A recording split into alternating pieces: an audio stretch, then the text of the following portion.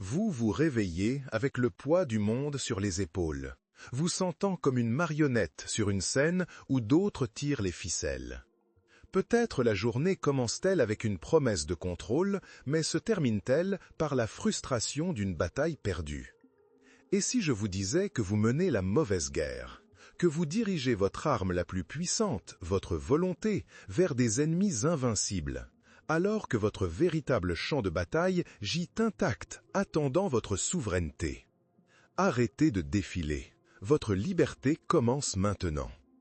Il y a eu une période sombre dans mon parcours où je me voyais comme un bateau à la dérive sur une mer déchaînée.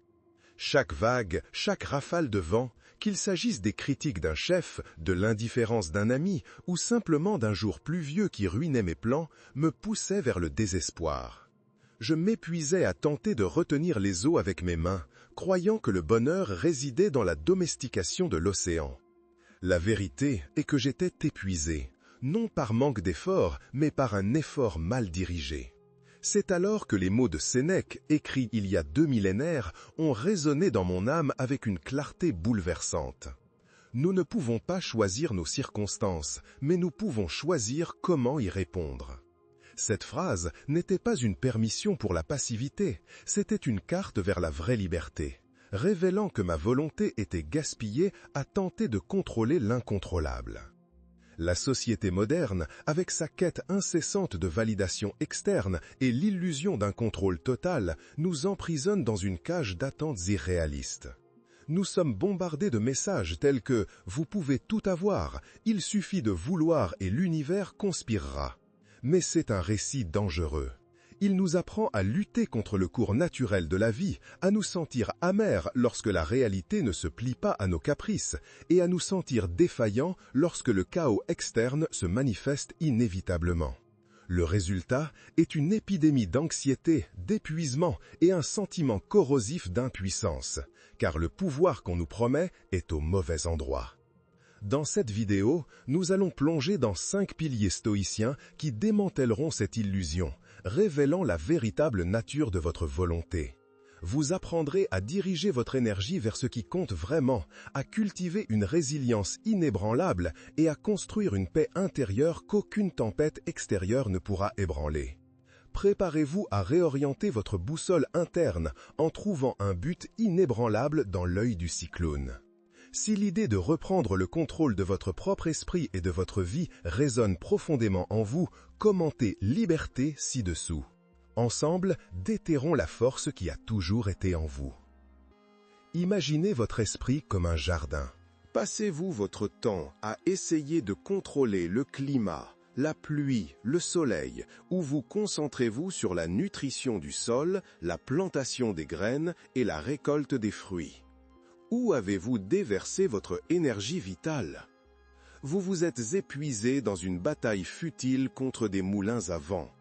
Vous croyez que votre force de volonté se manifeste en essayant de modeler le monde extérieur à vos désirs, l'opinion de votre chef, le comportement erratique d'un membre de votre famille, le trafic chaotique du matin, l'économie mondiale, ou même les résultats d'un investissement que vous ne pouvez pas influencer directement. Cette quête incessante pour dominer l'incontrôlable est un puissant fond de frustration. Chaque tentative échouée draine votre vitalité, génère du ressentiment et vous laisse avec l'amère sensation d'être une victime des circonstances. Cela perpétue un cycle d'impuissance et de découragement. Vous vous sentez comme un boxeur épuisé frappant dans le vide. Épictète, un ancien esclave qui accéda au rang de l'un des maîtres stoïciens les plus influents, enseignait que le fondement de toute sagesse réside dans une distinction primordiale. Certaines choses dépendent de nous, d'autres non. Dans son œuvre Manuel, une détaille que nos opinions, nos impulsions, nos désirs et nos aversions, en somme ce qui est intrinsèquement nôtre et dépend de notre propre action, sont sous notre domination. D'autre part, notre corps, nos possessions, notre réputation et nos positions, tout ce qui n'est pas notre propre action est hors de notre contrôle. Pour Épictète, la liberté et le bonheur fleurissent lorsque nous dirigeons notre volonté uniquement vers le premier domaine, acceptant le second avec sérénité. Ignorer cette distinction, c'est inviter le trouble. Pour appliquer cette sagesse aujourd'hui, commencez par un exercice simple mais transformateur. Imaginez un grand tableau blanc. Dessinez une ligne verticale au milieu. D'un côté, écrivez « sous mon contrôle », de l'autre « hors de mon contrôle ». Tout au long de la journée, lorsque vous sentez la frustration ou l'anxiété surgir, faites une pause. Identifiez la source de votre trouble et catégorisez-la. Par exemple, si un projet au travail prend du retard en raison de la défaillance d'un collègue, sa défaillance est « hors de mon contrôle ».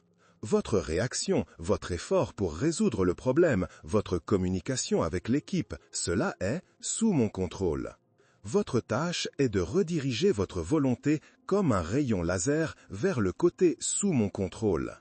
Au lieu de vous lamenter sur ce que vous ne pouvez pas changer, concentrez-vous sur votre attitude, votre réponse, votre effort vertueux. Engagez-vous à consacrer 90% de votre énergie mentale et émotionnelle uniquement à ce qui relève de votre compétence directe.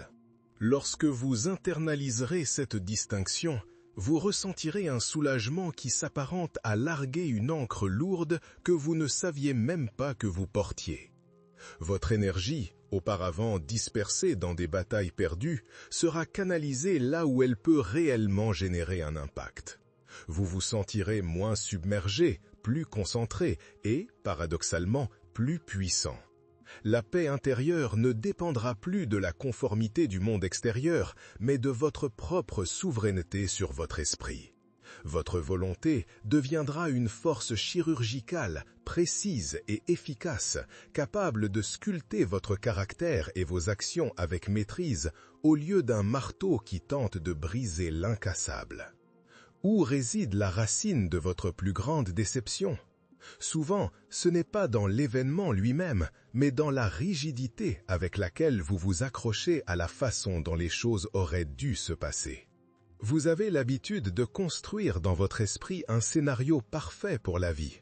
Comment une réunion d'affaires devrait se dérouler, comment un être cher devrait réagir à vos paroles, quel temps il devrait faire lors de votre jour de congé. Ces attentes, comme des murs de verre, sont fragiles et se brisent inévitablement face à l'imprévisibilité de la réalité. Lorsque la vie ne suit pas votre script imaginaire, vous êtes assailli par un torrent de frustration, de colère ou une tristesse profonde, vous sentant trahi par le destin. Cette rigidité mentale fait de vous une cible facile pour chaque déviation, transformant des petites imperfections en grandes déceptions et vous volant la joie du moment présent. Vous vivez dans un état de constante désillusion car le monde réel s'aligne rarement avec l'idéalisé. Marc Aurèle, l'empereur philosophe, dans ses méditations, réfléchissait constamment sur la nature éphémère et changeante de toutes les choses extérieures. Il nous exhorte à embrasser le présent tel qu'il se présente, sans jugement ni résistance, rappelant que tout ce qui arrive, arrive comme il doit arriver. La philosophie stoïcienne enseigne la pratique de la clause de réserve ou sous condition, un désir qui inclut toujours la réserve si le destin le permet ou si cela est approprié. Ce n'est pas une invitation au pessimisme, mais une reconnaissance de notre capacité limitée à contrôler le monde extérieur. C'est une sagesse profonde qui nous libère de la tyrannie des attentes irréalistes, nous permettant d'agir avec détermination, mais d'accepter le résultat avec équanimité. Pour intégrer la clause de réserve dans notre vie aujourd'hui, commencez à ajouter consciemment une réserve mentale à vos plans et désirs. Avant d'entreprendre toute action, que ce soit une rencontre, un projet ou un voyage, définissez votre intention et faites de votre mieux. Mais ajoutez mentalement « je ferai de mon mieux pour atteindre X si le destin le permet et j'accepterai tout résultat que la vie présentera ». Par exemple, en planifiant un dîner entre amis, organisez tout avec soin. Mais soyez mentalement préparé à une annulation de dernière minute ou à un retard, en concentrant votre volonté sur votre propre conduite hospitalière et sur l'effort en lui-même. Au lieu de vous accrocher rigidement au résultat, concentrez-vous sur la qualité de votre action et la vertu de votre intention. Ce n'est pas abandonner, c'est affiner votre résilience. Votre volonté se concentre sur votre conduite vertueuse, non sur la manipulation du résultat final. Lorsque vous incorporerez la clause de réserve, les vagues de déception qui auparavant vous submergeaient deviendront de petites ondulations. Vous deviendrez incroyablement adaptable, capable de danser avec l'imprévisibilité de la vie au lieu de lutter contre elle. La frustration cédera la sérénité, et vous découvrirez un contentement authentique même lorsque les choses ne se déroulent pas exactement comme vous l'espériez. Votre volonté se libérera du fardeau de contrôler l'incontrôlable, vous permettant d'apprécier la beauté intrinsèque de l'imperfection de la vie et d'agir avec une efficacité tranquille sur ce qui compte vraiment. Vous deviendrez un maître dans l'art de suivre le courant tout en ramant avec détermination. Vous sentez-vous submergé par une montagne de devoirs et de choses à avoir de la vie moderne? Peut-être le problème n'est-il pas le manque de temps, mais la mauvaise direction de votre concentration, à poursuivre des ombres au lieu de la substance. Vous avez été subtilement conditionné à attribuer une valeur disproportionnelle aux indifférents, des choses externes qui, en leur essence, ne définissent ni votre caractère ni votre paix. Richesse matérielle, statut social, reconnaissance d'autrui, la quête incessante d'une esthétique parfaite sur les réseaux sociaux ou l'approbation d'étrangers. Vous croyez, peut-être inconsciemment, que votre bonheur, votre valeur et votre épanouissement dépendent de l'acquisition ou du maintien de ces choses volatiles. Cette quête externe et incessante est une course sans fin, menant à une anxiété chronique, de comparaisons destructrices et d'une insatisfaction continue. Chaque conquête est fugace, et le vide intérieur que vous tentez de combler par l'extérieur demeure, car ces indifférents sont intrinsèquement volatiles et ne peuvent jamais étancher la soif de l'âme.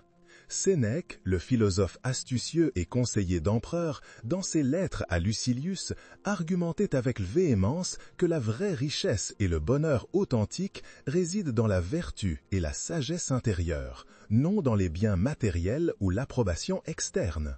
Les stoïciens classaient ces choses externes comme des indifférents, ni intrinsèquement bonnes ni mauvaises. Ils reconnaissaient que certains indifférents sont préférables, comme la santé, des amis loyaux ou des ressources suffisantes, mais ils étaient catégoriques. Ils ne doivent jamais être recherchés au point de compromettre notre intégrité morale, notre vertu ou notre paix d'esprit. Pour Sénèque, la vraie liberté vient du détachement de ces ajouts externes qui sont de simples ornements de la vie, non sa fondation. Pour pratiquer la vertu de l'indifférence sélective aujourd'hui, faites un inventaire énergétique. Listez les 5 choses qui consomment le plus vos pensées, votre temps et vos émotions. Pour chaque élément, demandez-vous avec une honnêteté brutale, est-ce essentiel pour mon caractère, ma vertu, mon intégrité? Est-ce sous mon contrôle direct? Cela contribue-t-il réellement à une paix intérieure durable ou est-ce une quête externe infinie? Commencez à pratiquer le détachement sain. Par exemple, au lieu de vous stresser avec la dernière tendance de consommation ou l'affichage de statut sur les réseaux sociaux, redirigez cette énergie vers l'amélioration d'une compétence, vers un acte de gentillesse ou pour cultiver des relations authentiques. Au travail, au lieu de vous épuiser dans la quête incessante de reconnaissance externe, concentrez-vous sur l'exécution de votre travail avec excellence, intégrité et un sens du but intrinsèque. Dirigez votre volonté de l'accumulation externe vers la culture interne de ce qui est véritablement impérissable. Lorsque vous maîtriserez l'art de l'indifférence sélective, vous ressentirez une liberté et une concentration incroyables, comme si un brouillard se dissipait. Vous vous libérerez des chaînes du matérialisme, de la comparaison sociale et de la quête vide d'approbation. Votre volonté sera dirigée vers ce qui a vraiment une valeur durable, votre intégrité, votre caractère, votre croissance personnelle et votre paix imperturbable. Votre vie deviendra plus simple, plus significative et profondément plus riche, car vous investirez dans un trésor qu'aucune force extérieure ne peut vous voler.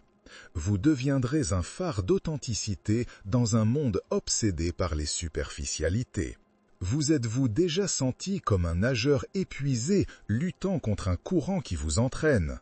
La plupart d'entre nous dépensons une énergie immense à résister à ce qui est. Mais l'acceptation n'est pas de la passivité, c'est la porte d'entrée vers la véritable action. Vous retrouvez souvent dans un bras de fer avec la réalité, résistant férocement à ce qui est déjà arrivé, à ce qui se passe maintenant ou à ce qui est inévitable, comme une pandémie, un retard inattendu ou la décision d'une autre personne. Vous croyez, à tort, qu'en résistant, vous exercez d'une certaine manière force ou contrôle. Mais en réalité, vous ne faites qu'épuiser votre énergie vitale, obscurcir votre capacité à penser clairement et paralyser toute action constructive.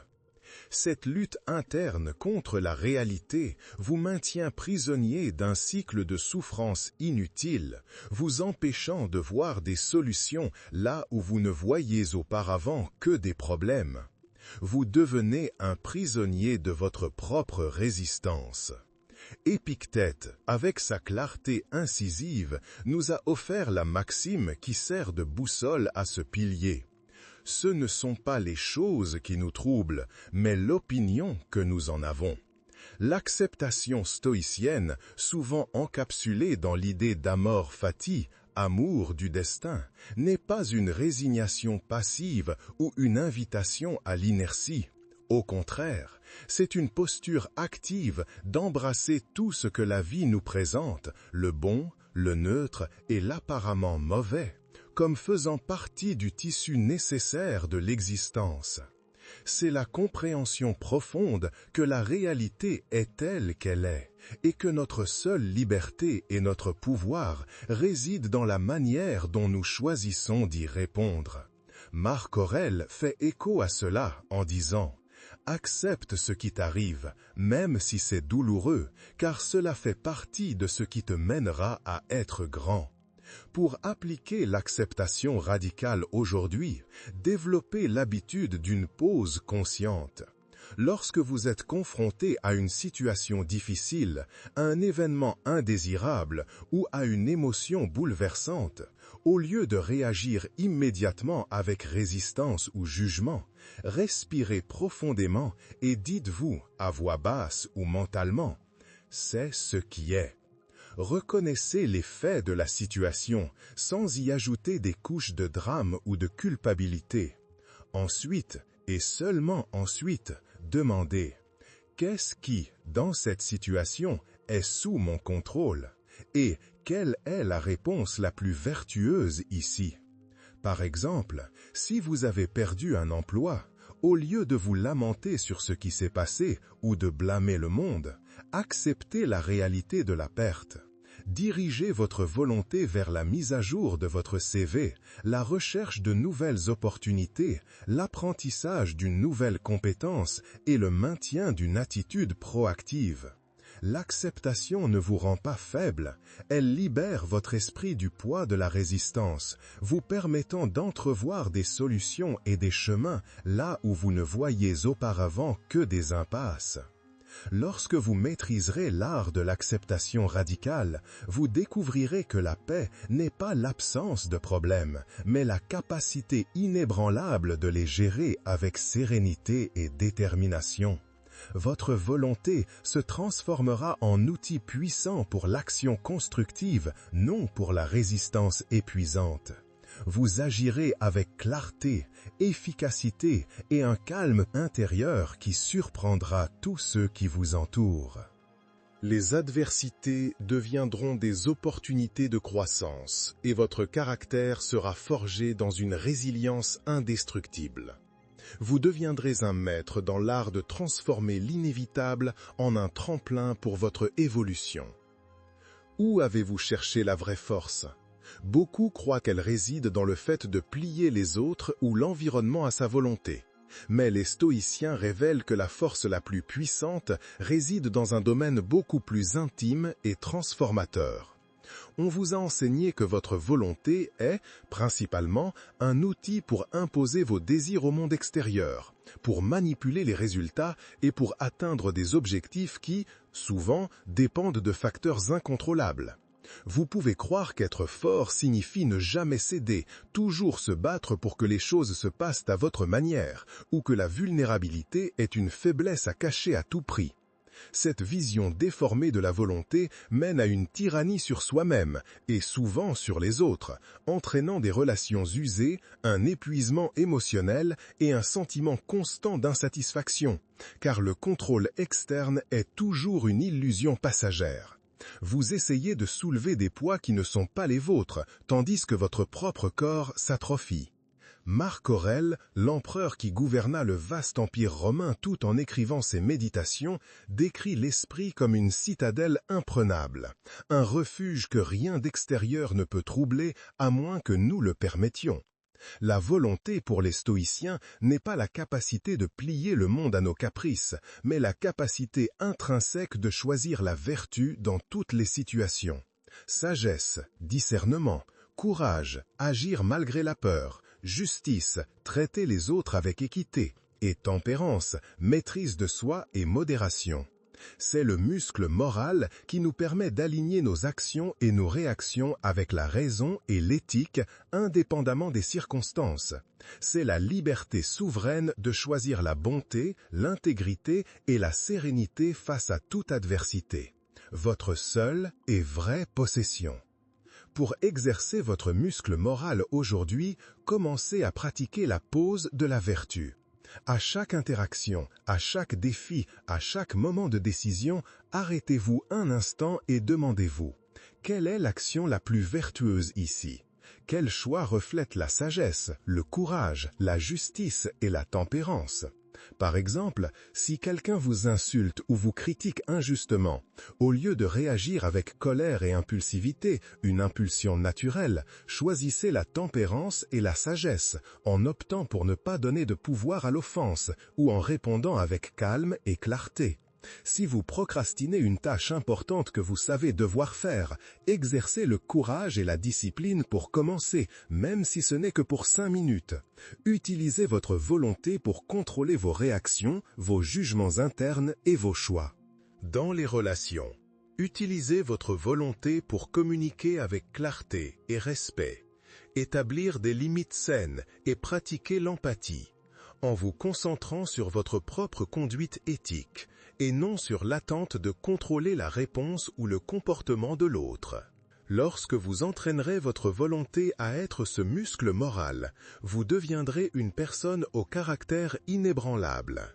Votre paix ne sera pas troublée par les événements extérieurs, et vous trouverez un but profond et durable dans chaque action que vous entreprenez, car vous agirez en accord avec vos valeurs les plus élevées. Vous découvrirez que la vraie force ne réside pas dans le contrôle du monde, mais dans la maîtrise de soi, devenant la meilleure, la plus vertueuse et la plus authentique version de qui vous pouvez être.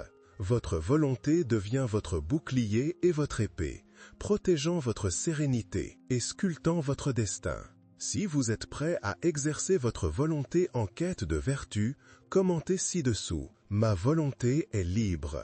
Nous sommes arrivés à la fin d'un voyage qui, je l'espère, aura dévoilé la vraie nature de votre pouvoir et redéfini votre compréhension du but. Récapitulons rapidement les 5 piliers stoïciens que nous avons découverts. Vous avez appris que la vraie force réside dans la distinction entre ce que nous pouvons contrôler et ce que nous ne pouvons pas, en concentrant votre énergie là où elle compte vraiment, pilier 1. Vous avez découvert la liberté de gérer vos attentes, naviguant dans l'imprévisible sans être renversé. Pilier 2. Nous avons exploré la sagesse de l'indifférence sélective, vous détachant des distractions superficielles pour vous concentrer sur ce qui a une valeur durable. Pilier 3. Nous avons embrassé l'acceptation radicale comme le premier pas courageux vers l'action efficace, transformant les adversités en opportunités. Pilier 4. Et enfin, nous avons compris que votre volonté est votre muscle moral le plus puissant, la capacité de choisir la vertu en toutes circonstances, façonnant votre caractère. Vous n'êtes plus un bateau à la dérive, otage des circonstances, des opinions d'autrui ou des caprices du destin. Vous êtes le capitaine de votre propre âme, l'architecte de votre caractère et le gardien inébranlable de votre paix intérieure. La personne que vous êtes en train de devenir est quelqu'un avec une force silencieuse, mais profonde, que peu comprennent. C'est quelqu'un qui trouve la sérénité dans l'œil du cyclone, un but dans chaque défi et la liberté dans la souveraineté sur soi-même. C'est la promesse de la philosophie stoïcienne, une liberté qui ne s'acquiert pas en luttant contre le monde, mais en dominant l'univers qui existe en vous-même. Si cette vidéo a résonné en vous, si elle a allumé une nouvelle compréhension de votre propre volonté et de votre pouvoir, veuillez liker cette vidéo pour que ce message atteigne plus de personnes. Partagez dans les commentaires lequel des 5 piliers vous a le plus marqué. Et, plus important encore, comment vous comptez l'appliquer dans votre vie aujourd'hui. Votre témoignage peut être la lumière que d'autres recherchent. Et si vous connaissez quelqu'un qui a désespérément besoin d'entendre ce message d'autonomisation et de clarté, n'hésitez pas à partager cette vidéo. Enfin, abonnez-vous à la chaîne pour continuer ce voyage de découverte de soi et de transformation stoïcienne. Ensemble, nous pouvons construire une vie de but inébranlable et de résilience. Souvenez-vous toujours, votre volonté est votre forteresse la plus impénétrable. Cultivez-la avec sagesse, et aucune adversité externe ne pourra vous abattre, car votre vraie liberté réside en ce que personne ne peut vous enlever.